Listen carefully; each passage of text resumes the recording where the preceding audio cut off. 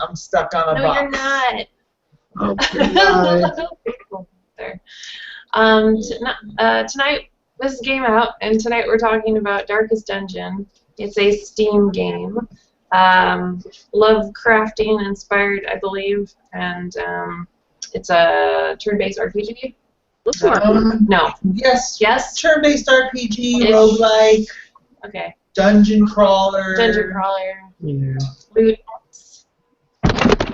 Loots, lots of loots. Okay. Anyways, tonight we have joining me Robert, Tony, and Kat, and hopefully Aaron soon. So, this game, I believe, is it still in beta, or are they just still developing it? It doesn't have an ending yet, if that's what you mean. Well, yeah. It's early access. Okay. So, Still. yes, that's cool. So I guess I can start with first impressions. And when Erin comes on, I'll just we'll just throw her a million questions and she can just chat. And then we'll just be organic from there. So Tony, what did you think of the game when you first started playing it? When I first started, I really liked the artwork a lot. I liked the art style. And I liked the little phrases that were going on when people were running into things and stuff. Stuff happening. So I mean, it was really positive when I started playing. Like, I started pretty early in the month, and I was just like, man, this is really fun. So I kept playing it. Good. Kat, what did you think of it? Well, one thing that first impression is, man, this artwork reminds me a lot of Hellboy. Mm-hmm. Yeah. And it's like, oh goody, it's another game where you gotta clean up somebody's mess. That usually involves demons. Yeah, that's a common Lovecraftian theme, is having to deal with the mistakes of your elders and ancestors and stuff like that. And you are burdened with their sins and all that fun stuff. All that Why do you need this place? Why can't I just move someplace else? Why do I need it? Yeah. I would not call it a fixer-upper. It would take more money to fix it than you would get out of it. Yeah, exactly. And all those poor knights and healers and everything on your team were like, I don't want to go back. I don't like the whole time.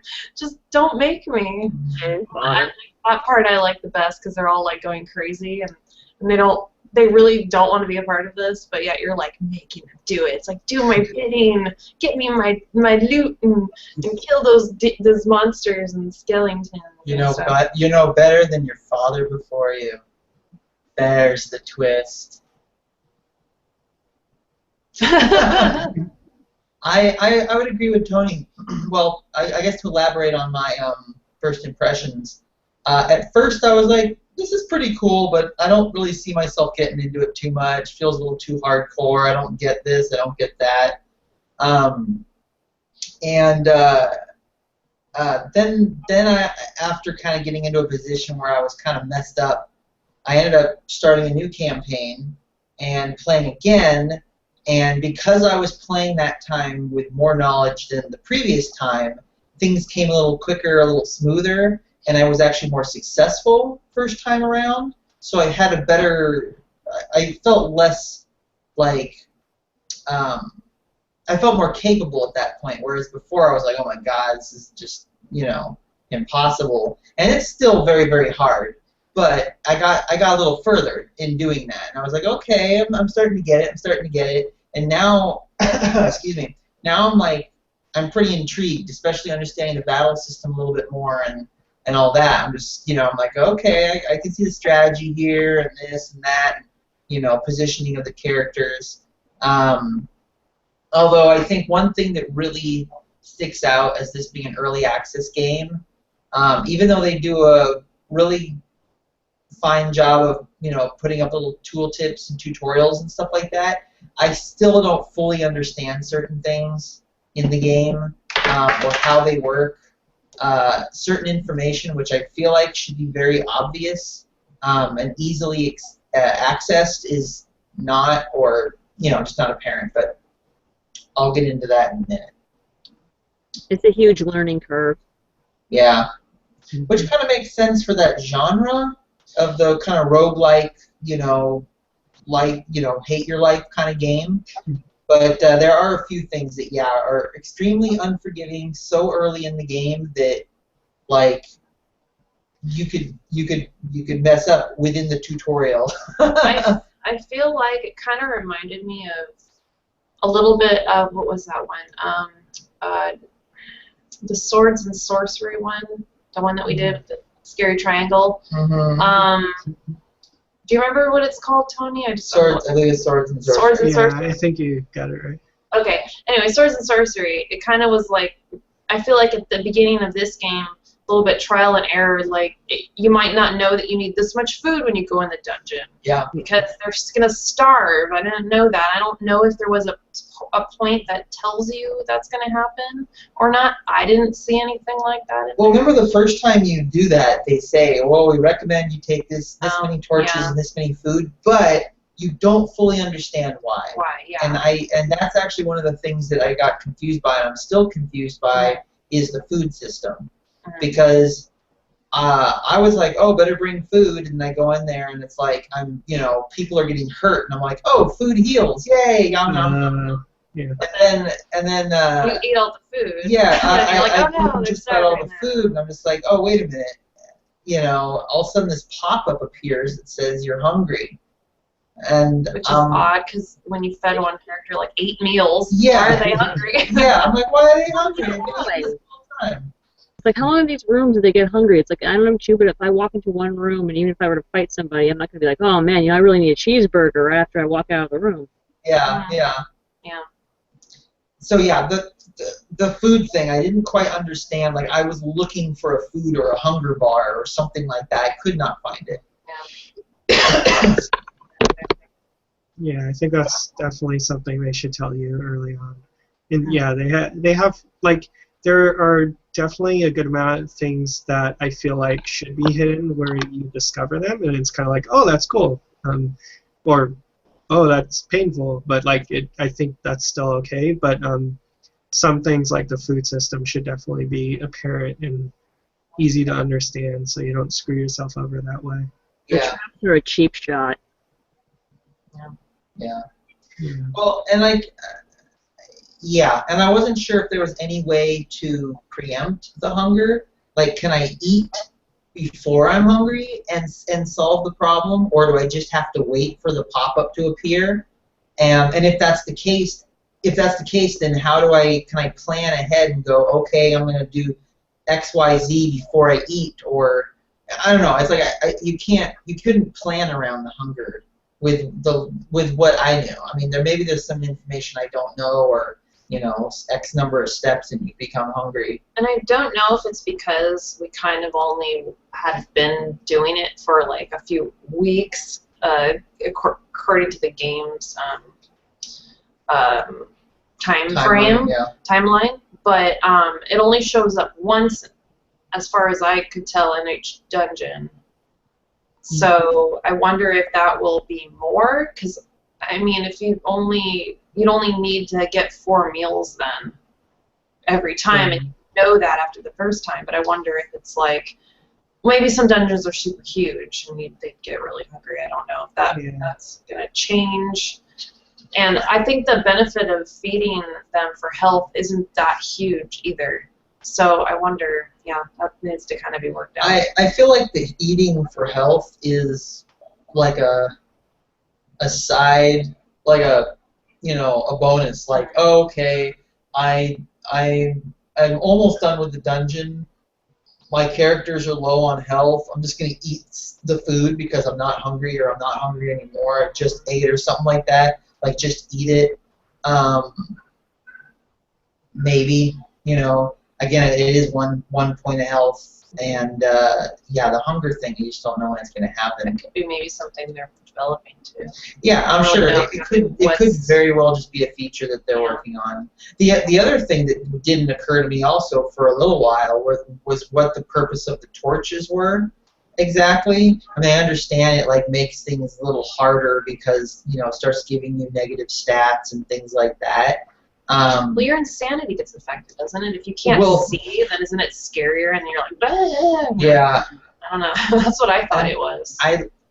Well, I definitely want to get onto the stress or sanity discussion because that I have a love-hate relationship with it.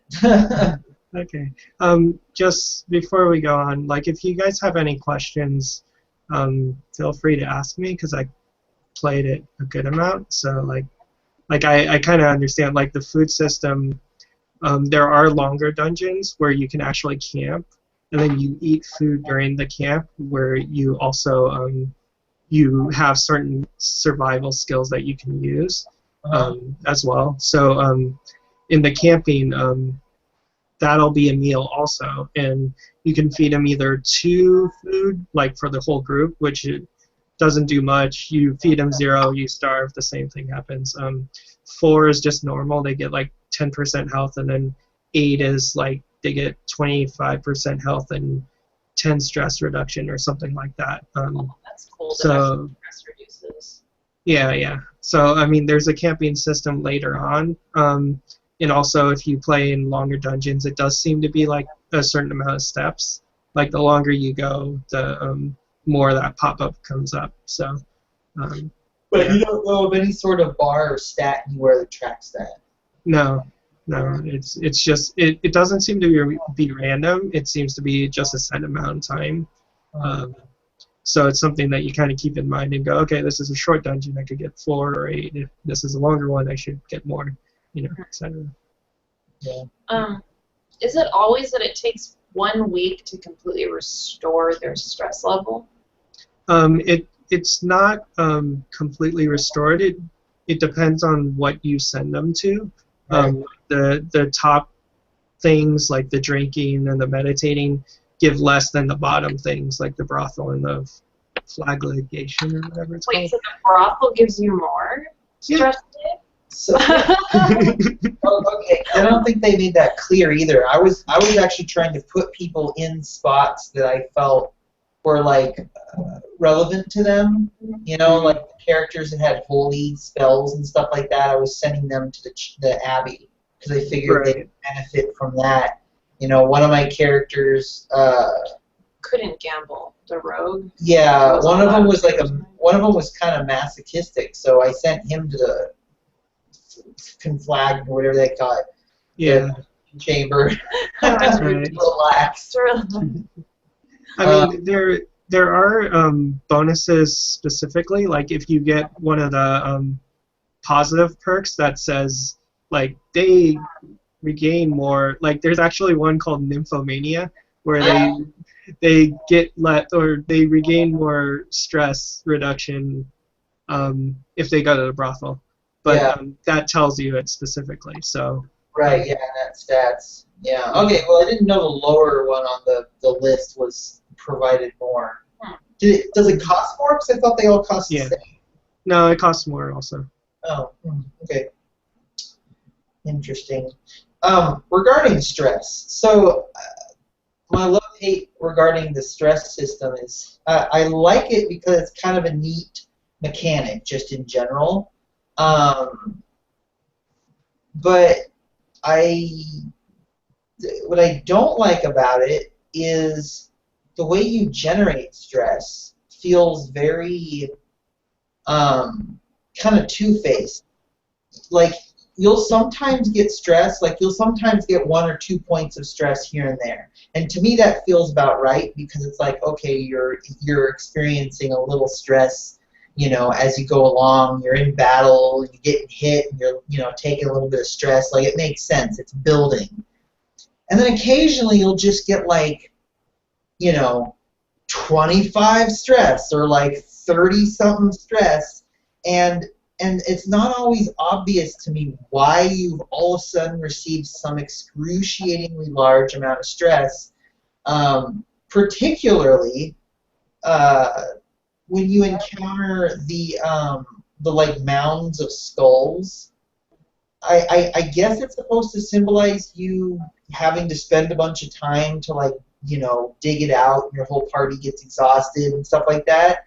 But like almost every time I've encountered a pile of skulls like that, I had to get past it. It wasn't just like I could go that way, but I'm going to go somewhere else instead so I don't risk it. It's more like I have nowhere else to go but. I did get the shovel later, and now every time I go into a dungeon, I take at least one shovel. But I guess, that's maybe kind of beside the point. I guess what I'm getting at is that the stress level felt like... stress mechanic is stupid, I think. Yeah? Well, why don't you like it?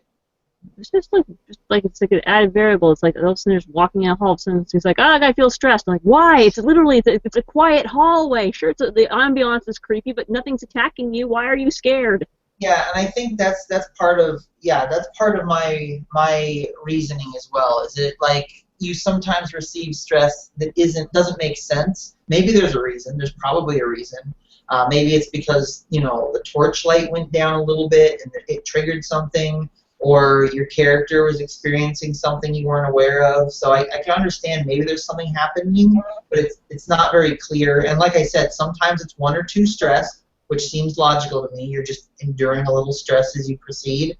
And then other times it's just this giant, chunk of stress, and I don't know why. And then you're, paranoid or confused. Although I like the stress effects, I think it's interesting. It kind of mixes things up.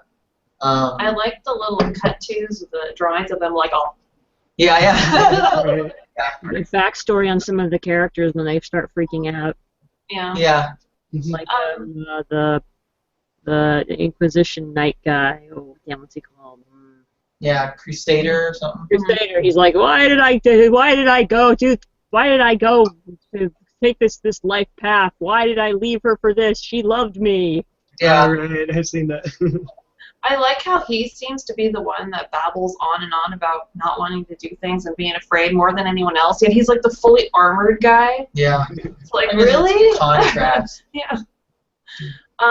Tony, do you know, like, I feel with the whole stress thing, just talking about how it seems like they get stressed a little too easily over things that aren't really that scary. Are there some particular creatures that were a lot scarier that you encountered? Because, they're creepy, but not like, oh my god, it's like a giant tentacle monster thing, or some kind of horrible, like, ghoulish thing that's really gross, or an awful spider thing.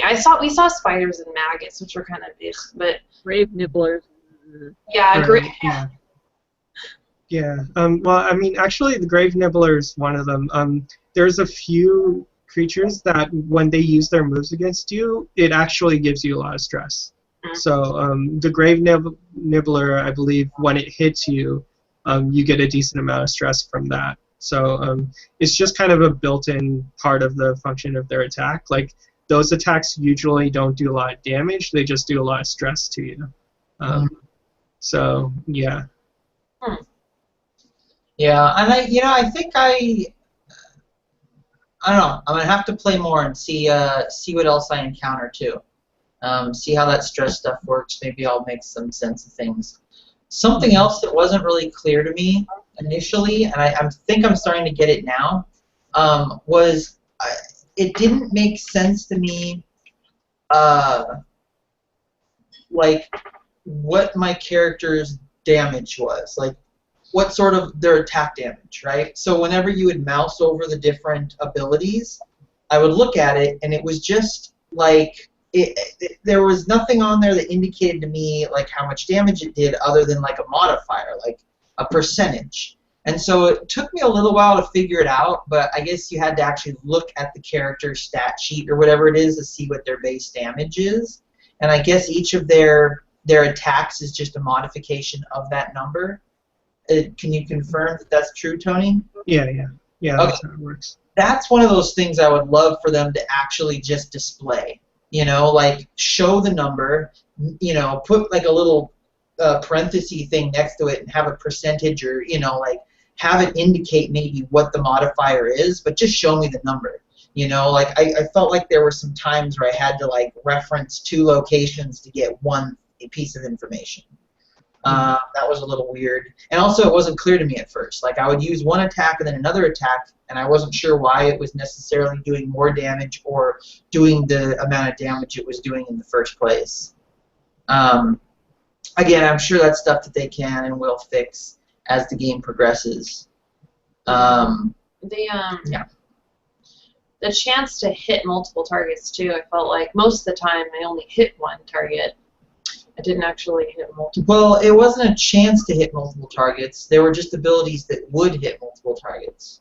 But I felt like a couple of them, though, it showed the line of targets you're hitting, and yet, or maybe I'm. I think the confusion you're having is that there's a difference between like two solid dots and the ones two red dots, yeah, and then two red dots with a line. Oh. The red dots with a line all get hit, and the two red dots are just which two possible targets, and you choose one or the other, or three or four.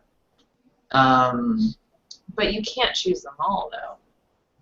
No, you can't. Yeah. You can't. But I guess that's the trade-off. There's some abilities that hit multiple targets for moderate amount of damage, and then there's abilities that can hit one target with a high amount of damage. And it also has a lot, has to do with where you're standing too. I also found it interesting, just also trying to understand some of the abilities that they had, some of the character abilities. Some of them I really liked, some of them didn't make sense to me, and some of them I didn't like that much. I think my favorite ability that I saw, just because it was kind of unique, was from, oh gosh, what's he called? The guy that has a skull with a plague mask? No, the guy that's holding the cultist. The cultist, yeah. Oh, okay. I really like his heal and how it heals a target between 0 and 10 points of health, but it also causes them to bleed for like 3 damage or something like that. I just thought that was a really interesting mechanic, like that it wasn't just purely a heal. I mean, it was like a heal with a catch, and it was a really good heal that could sometimes be not so good. Like there was one instance where I used the heal, and I think it healed me for 1 damage or 1 health or 2, and then I ended up bleeding for 3. So it was like, that sucked, but it was interesting. It was kind of cool. Does it feel better? No, I don't. The ability I didn't understand, I don't know if this was passive or what, but the, what is it, the female character with like kind of the hat, like a witch hunter or something like that, or Bounty hunter? The grave robber? Oh, grave robber. Yeah, I think that might have been it. Yeah, had like a buckle on her hat.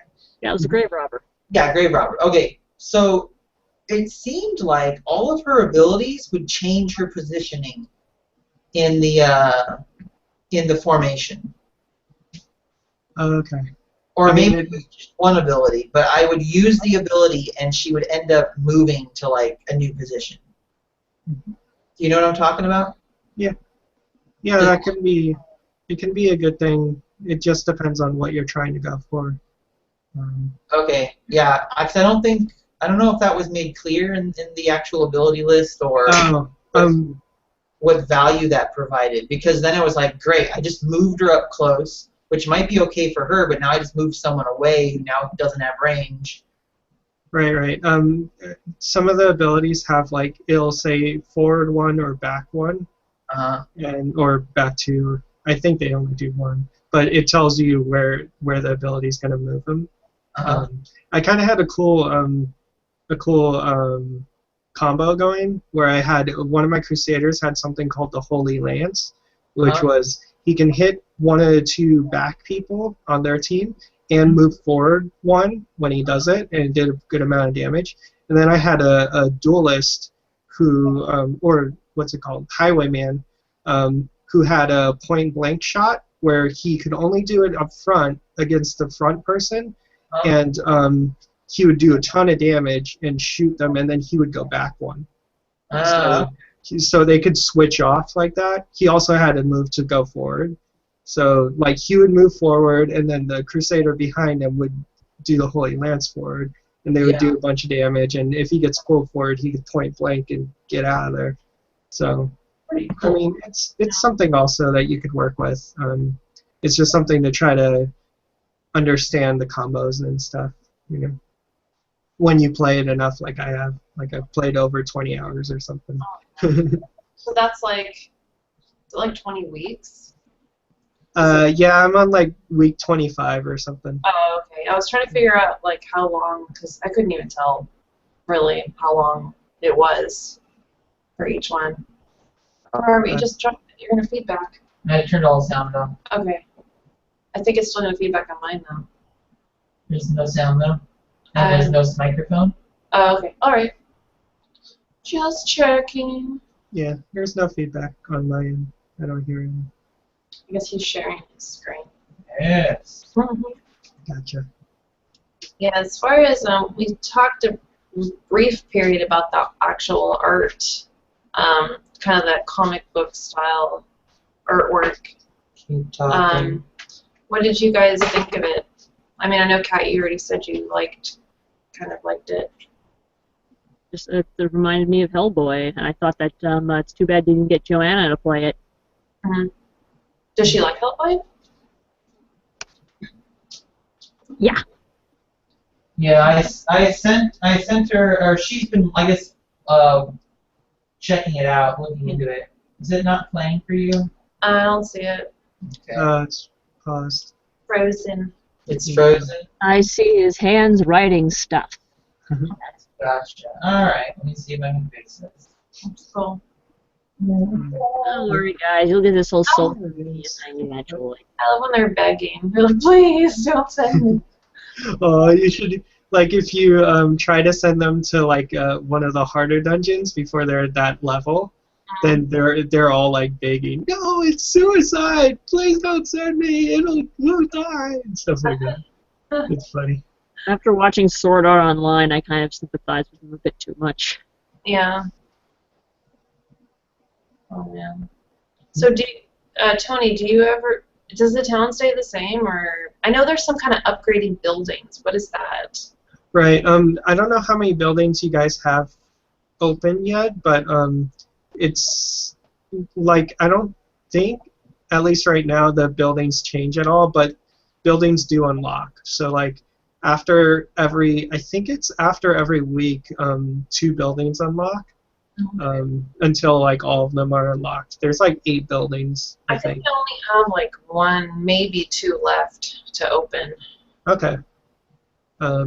Yeah, I mean, each time you open buildings, like it brings a whole different like side to the game, and you're like, oh, I could do this. That's really cool. So it's nice. Like you start off in there. There's only like 2 buildings, and it's like you can't do much, but you know, as you go through, like, you get more of the content until it's like you realize how much you can change with your characters. When does your character like leave stress recovery? Like, do they automatically get kicked out, or do you have to pull them out, or at what point? Usually it seems to take a week, but sometimes it takes longer. I think it depends. Like I was saying, the bottom ones give you more stress recovery. I think they can also take longer. So sometimes they'll still be in there when you get back from your dungeon. Your dungeon run. So if that's the case, usually most of their stress is gone, but they still have some left. And then you could take them out if you want to, but if you leave them in, then they'll recover a little more stress.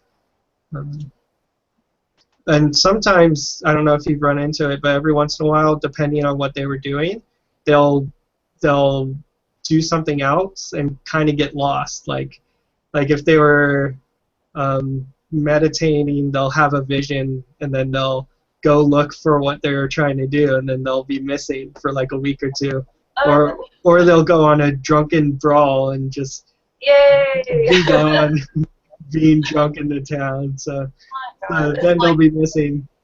They're just the town drunk. They went on that one in that one dungeon and got drunk, and it just ruined them forever. Yeah, so they're just binging on booze and yeah, so you don't see them. Like they've never just completely disappeared forever. They just take a week or two, or I think once 3 weeks to get back. It's like, oh, okay, you're back now. But The guy was just in a puddle of his own vomit for like a week. It's like, can't handle it. right. Just keep drinking until I forget all of it. Here's a better idea. Why don't we just turn around and say to the guy who's sending us here, hell no, I won't go. No.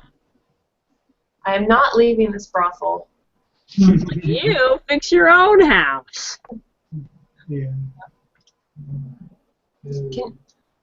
Can you send the ladies to the brothel too? Yep. Why not? Right. Just curious. Hey, Yeah, my lady healer has nymphomania. Oh, Ladies have needs too. yeah. I was wondering because I think we've only the guys so far, but they're the only ones that. Well, no, we sent her to be a drunk at the bar. That's pretty cool. Yeah. Did you ever use the bandages or anything like that? I mean, it seems like the heals are sufficient enough. When you're bleeding, you use the bandages to patch you up. Yeah. Yeah, also when you're bleeding, or even when your opponent's bleeding, you can, the little green or red dot or drip that goes near your character. If you put the cursor over it, it'll tell you how much you're bleeding per second, or how much damage you're taking per round, I mean. So, like, if you're taking, like, 1 damage per round, it's not a big deal, but if you're taking, like, 4, then, like, you use a bandage, and that's a lot of health that you saved. So They should be like, you have lost 3 pints of blood. Yeah. Like, yeah. You are going to die. yeah, I really like their quotes too. Like the what's his name, or I don't know, the narrator, I guess you could say. Like, he's got a great voice. Oh yeah, the narration is fantastic. It adds so much more character to it. All we see is your face, Robert. Can you hear me? I can hear you from there, but I don't. Can everyone else hear me? Yeah, we can hear you. It's just it's showing your face instead of the game. Oh yeah, that's because the game wasn't showing properly. So Oh, okay. forgive me, for I have. Oh my gosh, lots of monsters. Uh-uh. I'm gonna share my screen again. Do it. Da-da-da. Oh, Why there do you they go. have that over their head? What does it mean? They're all surprised. That's part of why you want to use the torches too. You're more likely to surprise them. Okay. So here's a question for you, Tony. Uh-huh. The skill like take aim that I guess improves your accuracy and crit. Uh-huh. Did you find yourself using those buffs often, or just going straight into combat? Just going into damage for the most part. Guys, I hate to tell you this, but unless there's sound coming out of the computer, the webcam or whatever is in, that image you're showing is probably really tiny and on the bottom.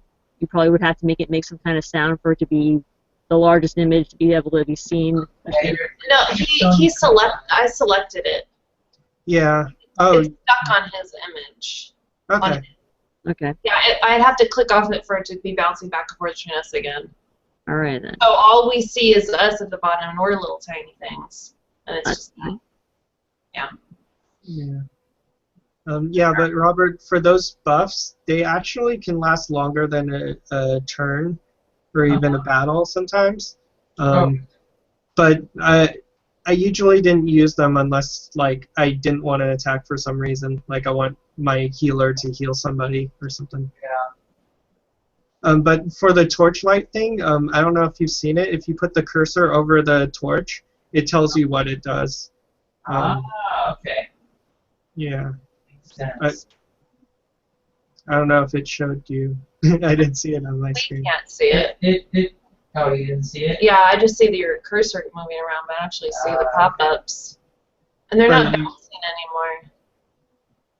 Yeah, Oh, that's maybe weird.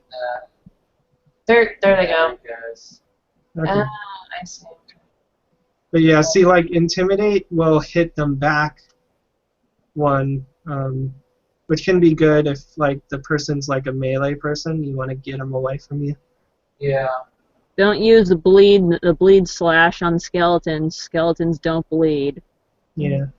Good point. So, let's see. Withstand. So, what about like withstand? You know, like if I wanted to armor myself up, do you find that useful for your kind of tanky characters? Not really, because a lot of times like the tanky characters don't have any way to like get them to attack you, you know. So like they don't attack the tanky characters all the time. Like it's better to just kill things as fast as possible because you're mitigating damage by killing things, you know. Yeah, I guess so.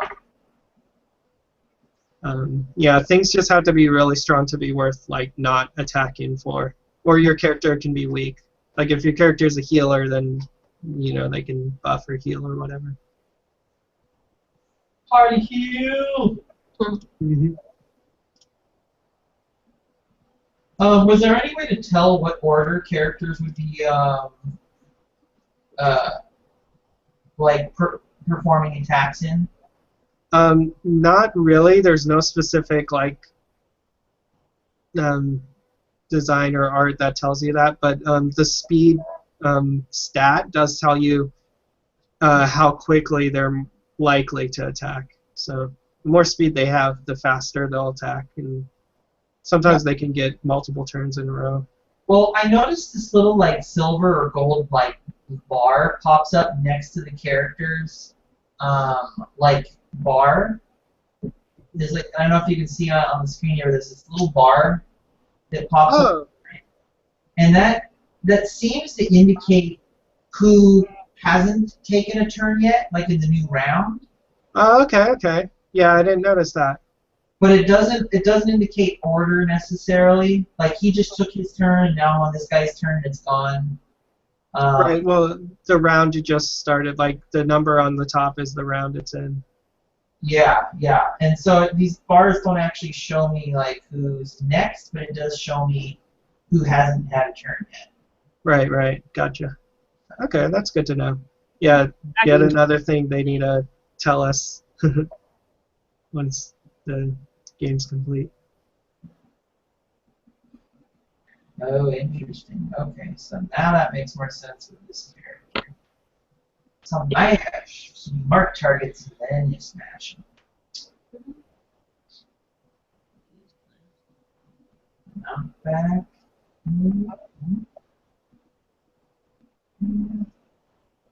Let's try that. Wow! Oh, it's dead. As far as like any like additional things like you'd like to see, if, you know, beyond what you see here, is there anything in particular anybody would enjoy having in this game, whether it be mechanics A or run mechanic. a what? A run mechanic. You can Run? run. Run away? Yeah. What the? You see where the map is, Robert? Yes. The little top left-hand corner, that little kind of axe left. Oh, up here, yeah. Yeah, you can retreat using that. Yeah. What's it called? Retreat flag. That should honestly be like over here, like a big button over here. Right, yeah. Surrender flag. That's what it is. Yeah. The game tells you that after you lose your first hero. And it's Uh, like, hey, guess what? You can run. It's like, I just lost my guy, thanks. That's mean. so Yeah, I know. They troll you on this game. Yeah, it's a little rough. I mean, the learning curve on it, like they need to give you a little more direction for Unless sure. that's their intention.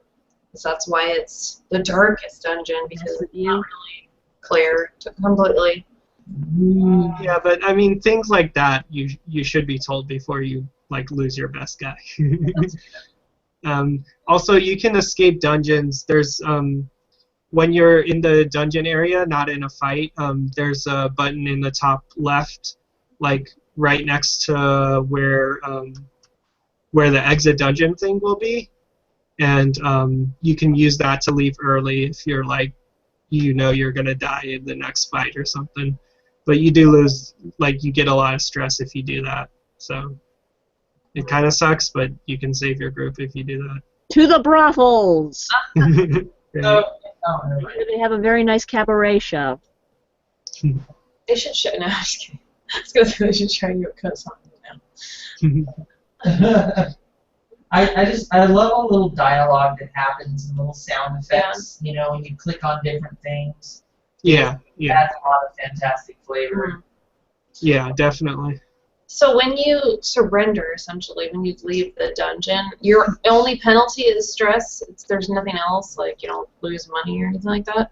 Right. I mean, it's just stress and the fact that you didn't beat the dungeon, so you don't get the rewards for beating it, which can be kind of harsh when you're like low, because if you're low on gold, then it's going to cost you money to recover that stress, and you don't get the experience points.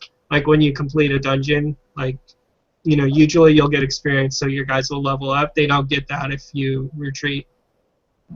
So. But, and you always lose all the items that you bring in? No. Well, the items with the provisions that you buy, those you lose. It's kind of weird, but I understand mechanically how it makes it so you have to manage it. You can't just like buy everything and then, you know, save it for later. But anything you pick up, like the gold, the items, the jewels, all that stuff, you'll get to keep. So it can be a good thing to do that. Like, I don't think you will keep anything if your whole group dies. I haven't done that yet, though, so. Yeah. No, I wouldn't know what happens when your whole group dies. I wouldn't know at all. Yeah, that just doesn't happen. Hey, I lost almost everybody. Like, have you guys fought any of the bosses yet? No. I've They heard are called the Swine Prince. yeah. How did that go? I've heard of it. Oh, you've heard of it. Okay. Yeah, the bosses are really hard. Like, I came in with the group. I was just like revving to go. They're like really strong group, and I lost every single one of them. And the last one was on death blow, like almost dead when I retreated and survived with one guy left. So the bosses are where like you think it's unforgiving now, like when they're the ones that stumble you when you think you've got everything thought up and figured out, then they just throw you a loop and you lose your best group. That actually leads me to a question. How do you feel about the whole death blow mechanic? And assuming I understand fully how it works, basically, as soon as your character goes to 0 HP, they've got one more hit or they'll die. No, it's not one more hit. They have I think it's a 33% chance of dying on average. Just randomly, or by taking damage. Oh, right, yeah. So it's kind of nice, you know, rather than just dying outright. But it is also really tough because like if they're bleeding or if they have blight at all, then they're almost guaranteed gonna die because those little 1 damage things could also kill them. Yeah. So it's just something else to kind of consider, where it's like they don't die. It kind of surprisingly gives you an extra out, an extra way to save your character. So it's kind of nice for a game that's really tough. Yeah, brutal. Yeah. No kidding. And then you can also, like, if you heal them for like even 1 health, then they're not in death blow anymore. So they can take 20 damage and then be at death blow. They won't die. Yeah. Yeah, I mean, I like it. I feel like it's not completely dire, except for the first time we tried it when we kind of got screwed over a little bit. But it's not like an FTL where, you know, once everything goes to crap, it's really over. I feel like there is a little bit more of a safety net Get more guys off the box, more schlubs off the coach. Right. Yeah. Yeah, I mean, I think it doesn't like restart you like FTL, but you can definitely lose your heroes, and like it's not so painful when you just started and they're like level 0 or level 1. I feel like right, yeah. If you haven't built them up, it's not a big deal. But if you invested like 10,000 gold in that one character and they're level 3 and they're your top guy, and then they die, it's like really painful. Like the game hasn't ended, but you're hurting. And you don't get any of it back. You don't get any money back. You don't get any of the equipment back. It's just bleh. Well, actually, their items, not their armor and weapons, but the extra items that you could put on them. If you kill the group that killed them, then you'll get those items back. Yeah, You'll be able, yeah. At least that works that way. Yeah, Like, that's nice. It's like, yeah, if you run away, then obviously they're lost. But if you can kill the group, then they're still there. So that's nice. But I would say one thing that is missing, at least as far as I know, is that you can't get any unique weapons or armor. Like, it looks like the only weapons and armor you can get is just upgrades to the blacksmith. Yeah, that kind of sucks. Like, the items I like, even though I think every single item has like a positive and a negative. I kind of like that because you have to kind of figure out like what is worth it, you know? It's not just, oh, cool, just put it on, whatever. So, I mean, I don't know, a lot of people might not like it, but I do. But there's no, like, any unique weapons or armor that I've seen anyways, which I think would be nice. Yeah, I'm sure that's something they can I easily might add. be doing maybe something like that. Who knows? Yeah. Yeah, that was. I guess that's answers my question a little bit as far as like what you'd like to see. Yeah, I would agree. That'd be kind of interesting. It would be kind of cool too to be able to go on like a dungeon crawl or something for something specific like that, where you have to fight a boss at the end to get some really cool like Excalibur like sword. Yeah. That would be kind of fun. Robert's fighting maggots. Yeah, I would say those are probably the grossest things I've seen so far. But I'm waiting for something grosser. I want more gross. That's what I want. Swine Prince will do it for you. Hmm? The Swine Prince will do it for you. Yeah, I had to run away from the Swine Prince.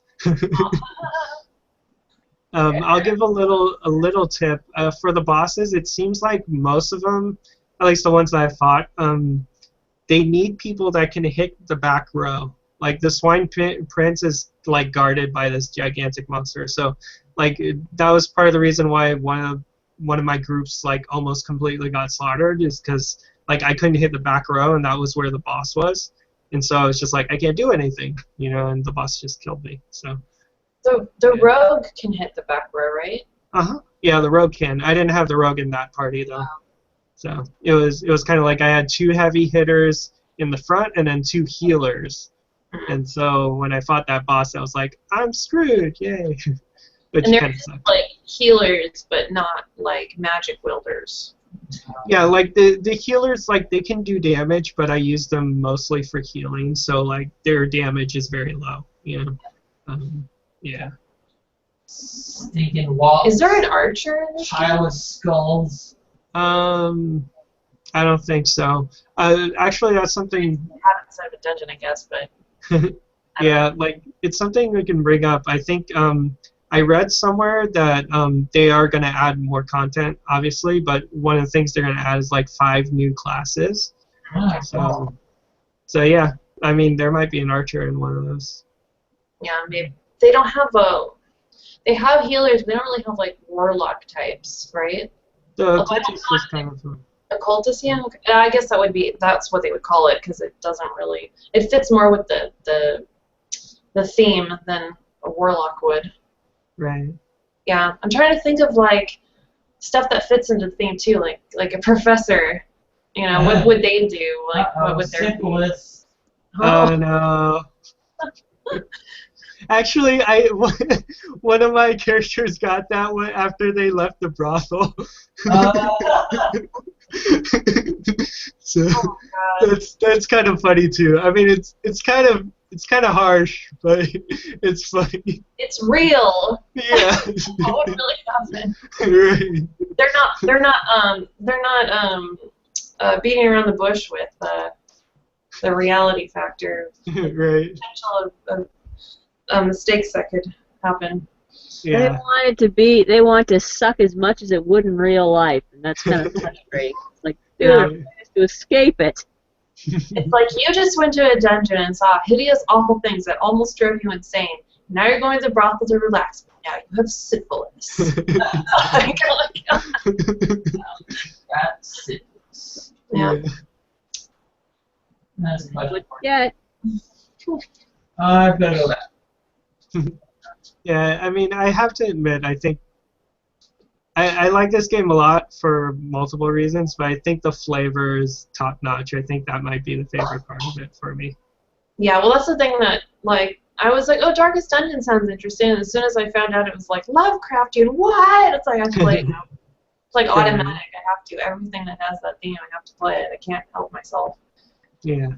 I mean, they had I forgot what the attack was, but it was, like, Eldritch Pull or something like that. Yeah, yeah. I was like, oh! Like, It's a tentacle. so stupid. Yeah, that's the dumbest things. Yeah. We actually Plenty of people love that. Sorry?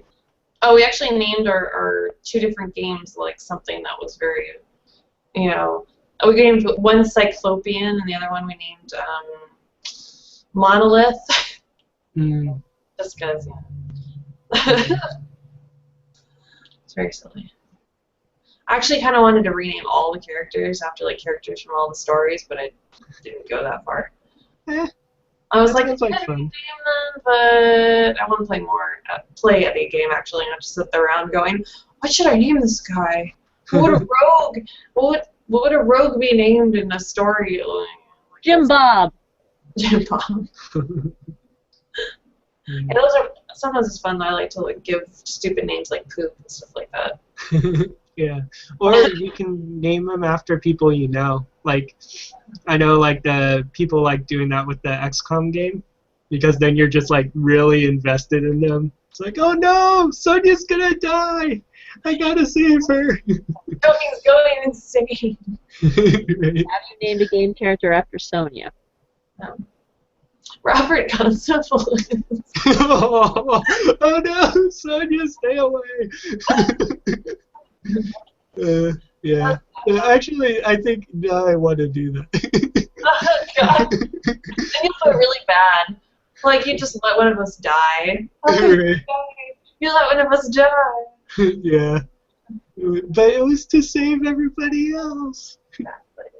Or it's like you have that like one acquaintance, and you're the one that you're like, whatever.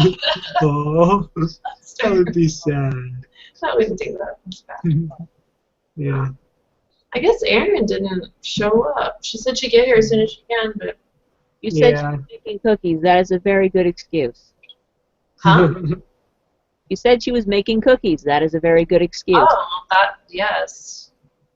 But I want the cookies. Where are the cookies? I would Yes. like some cookies very much. Yes, we need cookies for Some proof. Those biscuits last night were very good. Yes. I had some today. Some with my tea and biscuits. How very British of you, but they don't call them biscuits, they call them scones. And then they call cookie biscuits. It's weird. I know. The reason why I called it a biscuit was because the package said biscuit. Mm. I'm like it, and it was. I'm sure they shape them different ways, but I feel like, in my opinion, the scone is like a shape, and they were square. I don't know, or like round, not square. Oh, yeah, the tea shop back east I need to take you to sometime. Hmm. So I'm trying to think of any last things. That would bring up the property value. Put a tea house in this horrible, godforsaken village. Yeah, that would be good. That would be like I think the people that benefit from quiet and like meditation and stuff like that probably would benefit better from something like that. Totally. Of course, you have to convince a bunch of people to actually move there first to actually get the business. Yeah. Come to my village. It's slightly less demon infested. You just have a mission where you go to another village and you capture all the people that run the great businesses and then make them live in your village. That's part of the game. Sounds terrible. You just pay them by not sending them to a dungeon. Yeah. Communism? It's pretty bad. Yeah. Well, I definitely enjoyed the game. I just like turn-based stuff. Okay, yeah, me too. It's just entertaining, and it's not like a, you know, like first-person shooters or adventure games where you have to be like constantly on top of it. You got like a few seconds to actually think about it. Yeah. You know, okay. I like that. I like being able to strategize. Yeah, definitely. Me too. It's nice to just be able to like put it down. It's like something horrible happened. You're like, okay. I'm just gonna take a break. Yeah. Come back to it when I want to. It's pretty easy to go back into it. It doesn't feel like it's one of those like grinders where you have to just stick with it for so much time in order to feel like you got anywhere. So yeah, I definitely want to play it more too. Yeah, me too. The dungeons don't take too long either. Mm-hmm. I like you're spending hours in a dungeon. Yeah, I like the format for that because sometimes in like certain games you're like, oh, I have to get through this and then I'll save. Mm-hmm. But in this, it's like, oh, well, this isn't that long. And then there's the case where sometimes you can only finish a percentage of the dungeon. You don't have to do the whole thing. So if you're really like, I don't really want to go in that room, I'm just going to beeline it, just get as much as I can, that's cool too. I like that aspect of it. Yeah, definitely. So it's 8, and I feel kind of bad that Erin missed it. Well, she said that she wanted to suggest the next game we play was Viscera Cleanup. Oh yeah. Mm-hmm. I'm gonna say that would be for not this one but the next one because I actually want to do a tabletop game because April is tabletop day month. Oh right. Yeah, so I wanted to like build it off of that as a tribute to tabletop, and we haven't done one in a really long time, so That's true. I think that would be good. I don't know card game or board game. I was thinking, because we haven't done that many of these types, would be like maybe Sheriff of Nottingham or something like that. Like card games on motorcycles, and I mean while riding motorcycles. Yes. Extreme gaming. Yeah, it was a Yu-Gi-Oh reference. Sorry, guys, I didn't know that. I didn't know it, but still, extreme gaming. That's the next step.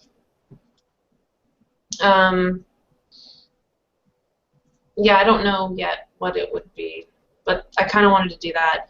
And so yeah, Tabletop Day is April 11th, Saturday. And Tony, are you going to the Geek and Sundry thing? Yeah. Oh yeah. We should talk about if we want to carpool or something because I got my ticket. Also, so you're aware, Kat, the tickets are unfortunately sold out, but they are doing. They are looking for people to volunteer for the day. So if it's something you still wanted to go and see and have a little bit of time to actually, interact and play, you could. But it might also be an opportunity to make some connections, maybe. And there's no charge. They give you free lunch and probably a bunch of other handouts and things. So something to consider. Right. Forward me that information later. Okay. Yeah. So yeah, that's going on this month, and we'll be at the official event. So I'm gonna say goodnight to the live broadcast, and then we can talk potentially what we want to do for this month, and then I think that other one for the following month would be really fun, because I think, what is it? Janitors in space, basically? Yeah, it's something very, very, very bad happened before you got there, and you gotta clean it up. That's awesome. I already like the sound of it. It's like all It's really bad, and you can even do multiplayers with it. And let's just put it this way: is that this game can end friendships. Oh, okay. Well, It's multiplayer? yeah. It is a multiplayer option, and like I said, this game can ruin friendships. What's it called? This is a cleanup. Huh. Yeah. And basically, something really bad happened, and now you gotta clean up the mess. There's blood and guts and body parts all over the place, and you gotta literally take a mop them up, and when your mop gets too bloody, you gotta put it in the water, and when the water gets too bloody, you gotta carefully dispose of it and get a clean bucket, because if it spills on the floor and it'll get everywhere, and that's more to clean up. And so that's why it says you can ruin friendships this way. You're like, you idiot, you spill all the gore everywhere, and you're like, I hate you. Damn it, man! We gotta clean up more! Okay. It's not even real. You're already, oh god, ooh, it's so gross if you really do that. Yeah, so you and Robert should try playing it, but, don't take it personally, because... Yeah, well, that is, I will definitely consider that one for sure, because that sounds like terrible and something I would like. I always wondered who had to clean up after all the aliens and stuff got done, messing things up at the end of the movie. Exactly. All that gut busting, Okay, so I'm gonna shut this down. So there's a Santa Claus version. Yeah. Ooh. That's it for the live broadcast. Oh, next month. Oh, oops, what happened? I lost my thing. Okay, next month. What's April 26th. That's it. All right. Good night.